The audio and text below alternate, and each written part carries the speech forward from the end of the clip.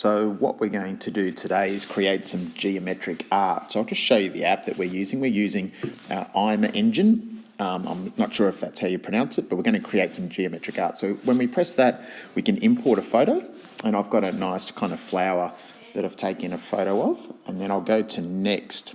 And what it happens is that it creates a whole range of different filters down the bottom. I'm going to choose the rhombus. And what you can do here is change the detail, obviously. Less detail, less shapes. So if I go right down here, I can also alter the different colours that are used to keep it really, really simple, or I can add that up. Play with borders as well. And you're creating some geometric art. And then we can actually save that, bring it into Keynote or Book Creator or something else. But just a great way of looking at shapes within images and starting to look at images that we've taken on our iPad, our photography, in different ways.